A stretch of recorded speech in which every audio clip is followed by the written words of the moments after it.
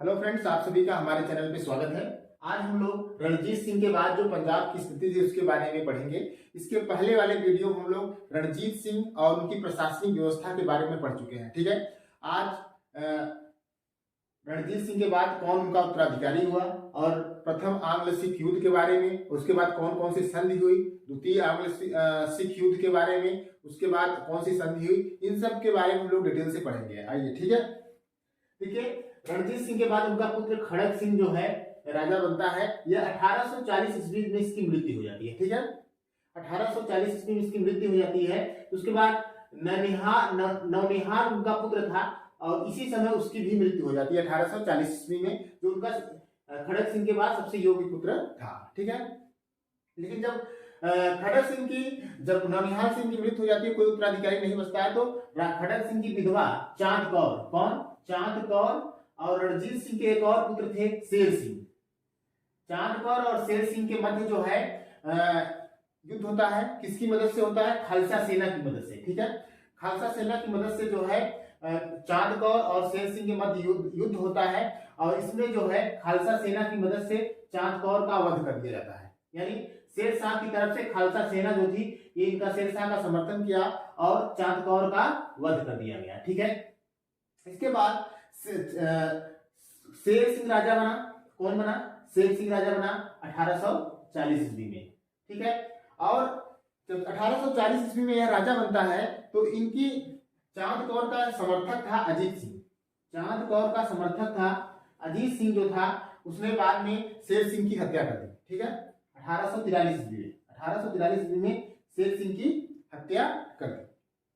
जब शेर सिंह की हत्या कर दी गई तो महारानी जिंदल की संरक्षण में जो है, महारानी जिंदल की संरक्षण में,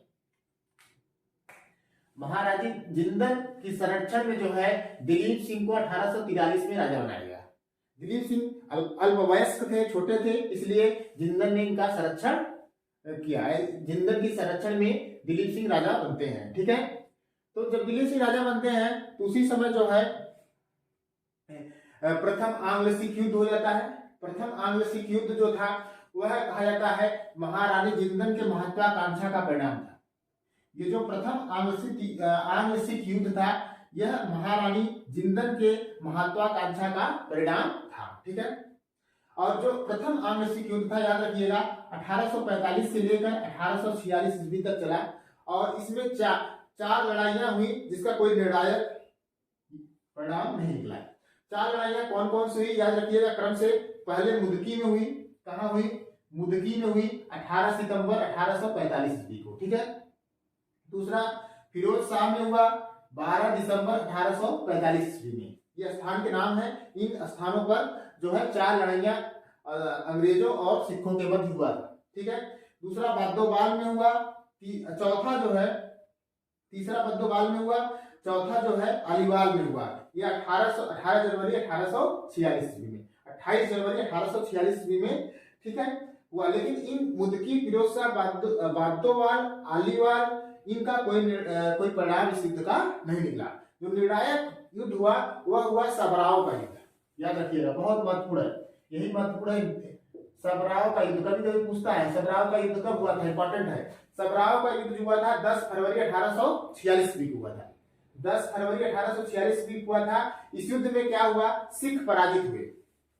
इस युद्ध में सिख पराजित हुए और इस पराजय के कारण जो है, पराजय का जो कारण था वह लाल सिंह और तेजा सिंह, ये दो लोग थे सिख सेना में। लाल सिंह और तेजा सिंह, इन लोगों ने क्या किया? सिख सेना के साथ विश्वास किया, यानी सिख महाराजा के साथ इन्होंने विश्वासघात किया। इस विश्वासघात के कारण जो है सबराव के युद्ध में 10 फरवरी 1846 ईस्वी में सिख पराजित हो गए। पराजय के बाद जो है अंग्रेजी सेना जो थी लाहौर पर अधिकार कर लिया 20 फरवरी 1846 में। 20 फरवरी 1846 ईस्वी को अंग्रेजी सेना ने लाहौर पर, जो सिखों का केंद्र था, लाहौर पर अधिकार कर लिया और इसी के बाद लाहौर में एक संधि हुई। यह संधि लाहौर की संधि के नाम से जाना जाता है। लाहौर की संधि, लाहौर की संधि जो है 9 मार्च जो है 1846 ईस्वी में हुआ। 9 मार्च 1846 ईस्वी में हुआ और इस संधि में कहा गया कि सतलज के पार समस्त प्रदेश सदैव के लिए छोड़ दिए जाएंगे। सिखों जो सिख महाराजा हैं वह सतलज के पार जो समस्त प्रदेश है वह सदैव उस प्रदेश को छोड़ देंगे। उस प्रदेश पर किसका अधिकार होगा? अंग्रेजों का अधिकार होगा। कहा गया सतलज और ब्यास नदियों के मध्य स्थित सभी दुर्ग, सतलज और ब्यास नदी के मध्य स्थित सभी दुर्गों पर अंग्रेजों का अधिकार होगा। इस पे भी सिख महाराजा अपना अधिकार छोड़ देंगे। ठीक है, और उनके ऊपर 1.5 करोड़ का दंड लगा। 1.5 करोड़ का दंड देने के लिए उनको कहा गया। और उसमें जो सिख महाराजा थे उसमें 50 लाख रुपए कोष से दिए, 50 लाख रुपए कोष से दिए। और 1 करोड़ के बदले उन्होंने क्या किया? ब्यास और सिंध नदियों के बीच स्थित पहाड़ी क्षेत्र को, जिसमें कश्मीर और हजारा प्रांत सम्मिलित था, इन प्रदेशों को जो है वह 1 करोड़ के बदले अंग्रेजों को दे दिए। ठीक है, जब अंग्रेजों को दे दिए तो अंग्रेजों ने क्या किया? कश्मीर को जो है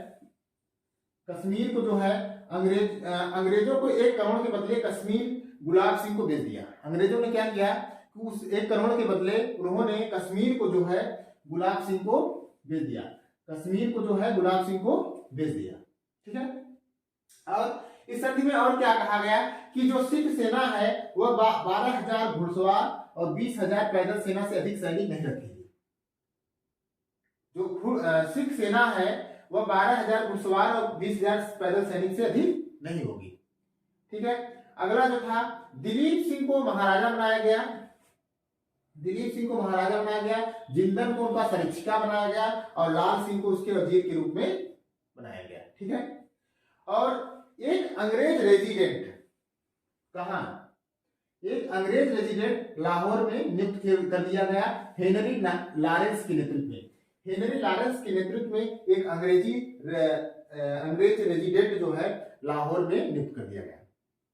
और अंतिम जो था, यूरोपीय और अमेरिकनों को कंपनी की अनुमति के बिना अपनी सेवा में रखने की अनुमति नहीं थी। यानी सिखों को जो है अपनी सेना में किसी यूरोपीय या अमेरिकन को रखना है तो उसके पहले अंग्रेजों से उसकी अनुमति लेनी पड़ेगी। यदि वो अनुमति देते हैं तो आप रख सकते हैं, यदि वह अनुमति नहीं देते हैं तो आप नहीं रख सकते हैं। ठीक है, अब देखिए लाहौर संधि के बाद क्या हुआ कि 1 करोड़ रुपए के बदले जो है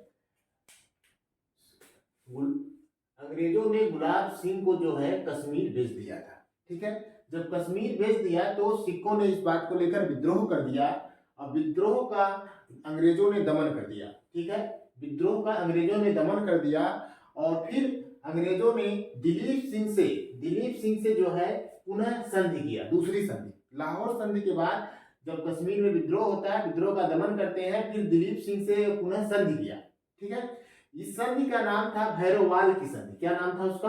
भैरववाल की संधि का नाम था। और यह संधि 22 दिसंबर जो है 1846 ईस्वी को की गई थी। ठीक है, इसमें यह कहा गया कि जिंदन की सरीक्षिका को समाप्त कर दिया गया। यानी जिंदन को जो है दिलीप सिंह का सरीक्षिका बनाया गया था, उसको क्या किया गया? उसको समाप्त कर दिया गया और उनको 1.5 लाख रुपए वार्षिक पेंशन दिया गया। कितना दिया गया? याद रखिएगा, अभी इस पे भी एक और बात आएगी भी। 1.5 लाख रुपए वार्षिक पेंशन दिया गया।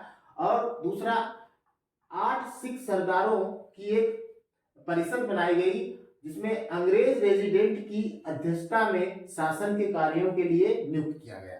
ठीक है, फिर संधि में ये हुआ कि लाहौर में एक अस्थायी फौज रखना भी स्वीकृत हुआ। भैरववाल की संधि में क्या हुआ कि एक अस्थायी फौज भी रखना स्वीकृत हुआ, जिसका खर्च 22 लाख रुपए था। इस सेना का जो खर्च था, जो फौज यहाँ रहेगी लाहौर में, उसका खर्च 22 लाख रुपए था। और यह खर्च किससे लिया जाएगा? दिलीप सिंह को देना था, या दिलीप सिंह से देना था। ठीक है, फिर क्या हुआ? सिख सेना की जो है फिर यही कारण था कि जो है डलहौजी के समय द्वितीय आंग्ल सिख युद्ध हो गया। ठीक है, इसमें एक चीज और हुआ था, जिंदन को जो है 1.5 लाख रुपए वार्षिक पेंशन देने की बात कही गई थी। बाद में इनको 48,000 रुपए में ही निपटा दिया गया था। इससे ये असंतुष्ट थी और कई चीजें थी जो मिलाकर बाद में द्वितीय आंग्ल सिख युद्ध हुआ। यह हुआ 1848 ईस्वी से 1849 ईस्वी तक। ठीक है, इसमें क्या हुआ कि सिख सेना जो था खालसा शक्ति को पुनः स्थापित करना चाहती थी। जो सिख सेना की प्रथम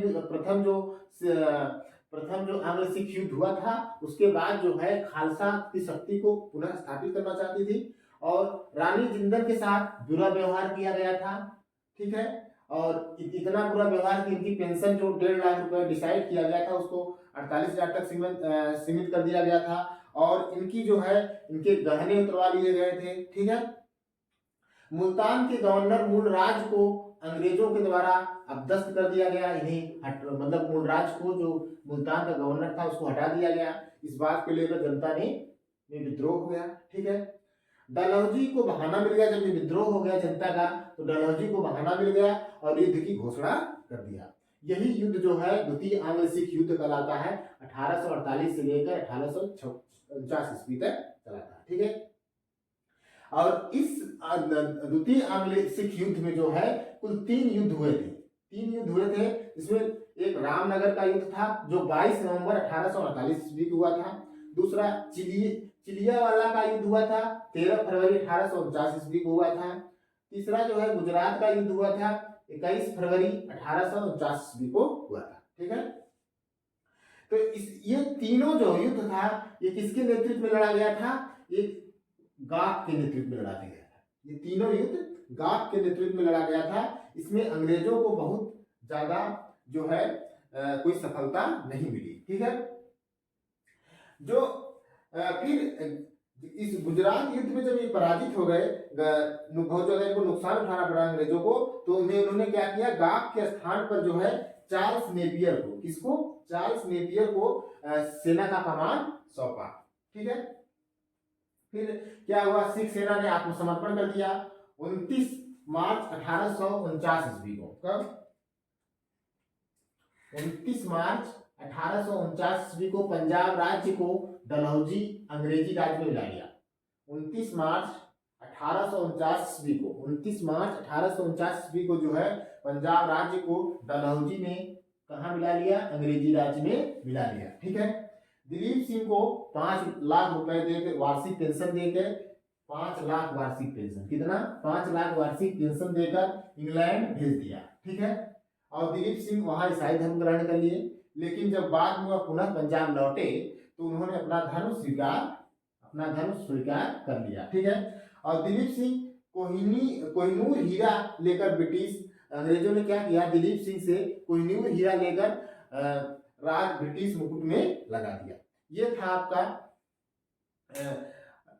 प्रथम आंग्ल सिख युद्ध और द्वितीय आंग्ल सिख युद्ध। और रणजीत सिंह के बाद जो आपका पंजाब की स्थिति रही, उसके बारे में हम लोग अध्ययन किए।